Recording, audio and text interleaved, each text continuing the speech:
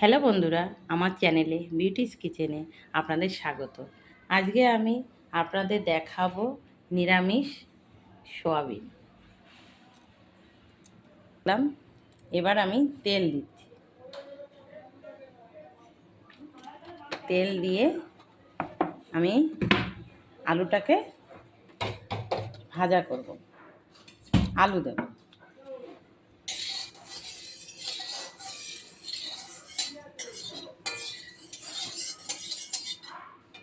তেলটা গরম হয়ে গেছে, আমি এবার আলু দিয়ে দেব।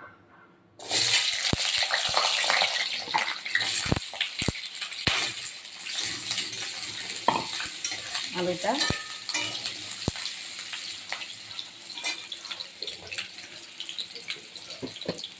একটু লবণ দেব।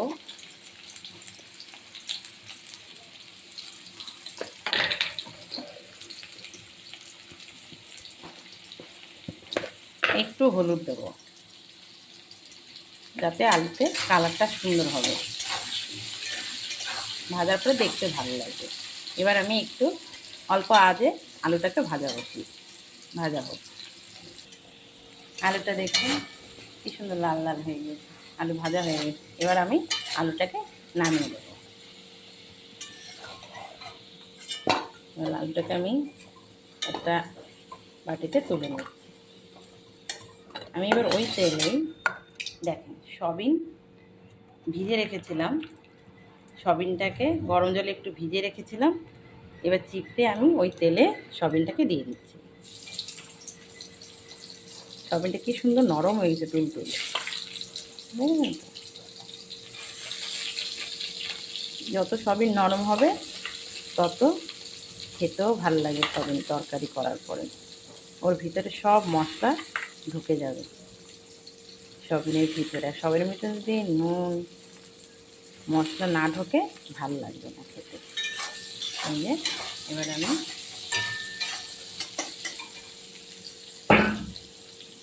এবার আমি সয়াবিনে একটু লবণ দিয়ে দেবো,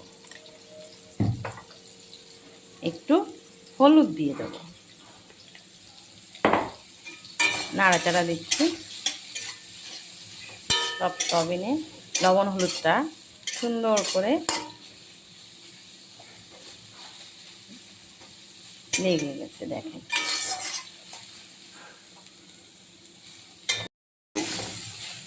একটু ভাজা ভাজা করবে, একটু হালকা ভাজা ভাজা করবে, কেননা বেশি সয়াবিন যদি কড়া করা হয় ভাজা, তাহলে সয়াবিনের ভিতরে কিছুই ঢুকবে না মশলা, আর খেতেও ভালো লাগবে না। তাই সয়াবিনটা একটু একটু লাল লাল করবো, একটু ভাজা, ব্যাস নামিয়ে দেবে পরে। আমার সয়াবিন দেখেন ভাজা হয়ে গেছে। গ্যাসটাকে একটু কমিয়ে দিয়ে এবার সয়াবিনটাকে আমি এবার একটা বাটিতে তুলে নিচ্ছি।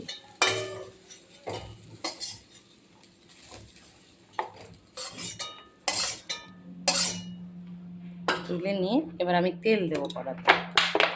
আমি এক ফোড়নে বসিয়ে দেবো। তেল দেব, তেল দিলাম।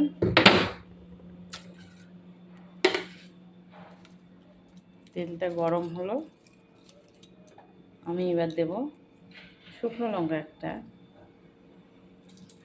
ভেঙে, মাঝখানে একটা শুকনো লঙ্কা দিয়ে দিলাম।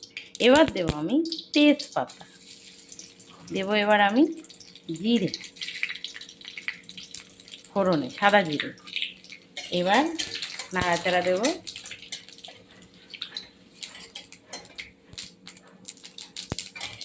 নাড়াচাড়া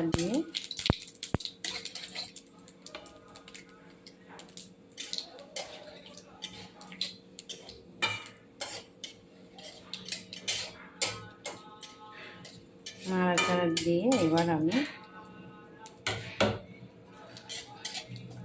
জিরেটা দেখেন সুন্দর লাল হয়ে এসছে, লাল লাল হয়ে এসছে। আমি এবার দিয়ে দেব আলু। এই আলুটাকে ভেজে রেখেছিলাম, আলুটাকে এবার আমি দিয়ে আলুটাও নাড়াচাড়া দেবো। সয়াবিনটাও আমি দিয়ে দেবো। দিয়ে এবার আমি এর ভিতরে পরিমাণ মতো লবণ দেব,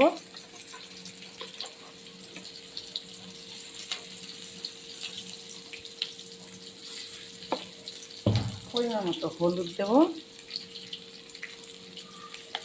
দিয়ে নাড়াচাড়া দেবো। নেড়ে চেড়ে সুন্দর করে এবার আমি একটা টমেটো কুচি করে দিই, 4 ফালি করে একটা টমেটো কেটে সবদিন আলুর ভিতরে দিয়ে দিই। একটু নেড়ে চেড়ে আমি এবার জল দিয়ে দেবো।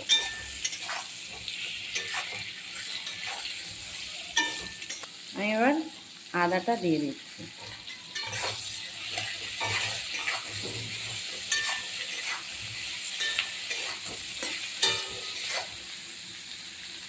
আদা দিয়ে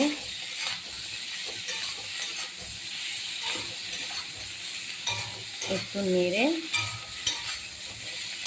আদাটা একটু আলুর সঙ্গে সয়াবিনের সঙ্গে মিশে একসঙ্গে একটু মিশিয়ে নিই।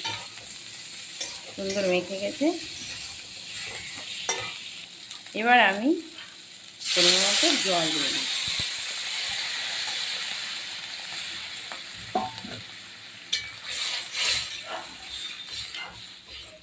জল দিয়ে একটু সময় এবার তরকারিটা ফুটবে।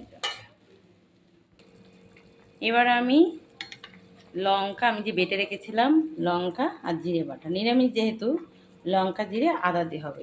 আমি এবার সবাই লোকে কিন্তু সবাই দেয় কষানোতে, আমি এটা ঝোলের পরে লঙ্কা বাটাটা এবং জিরে বাটা, এটা কিন্তু শিলে বেটেছি আমি, লঙ্কা এবং শিলে। আমরা বাটা মশলাই খাই।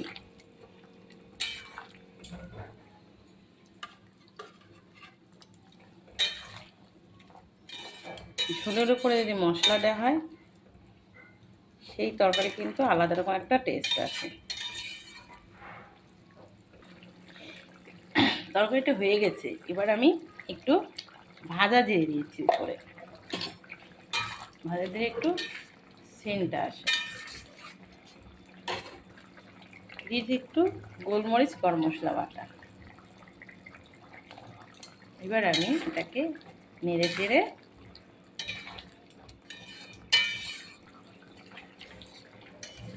এবার আমি নামিয়ে দেবো। দেখুন তরকারির কালারটা কি সুন্দর হয়েছে এবং খেতেও ভালো হবে। তরকারিটা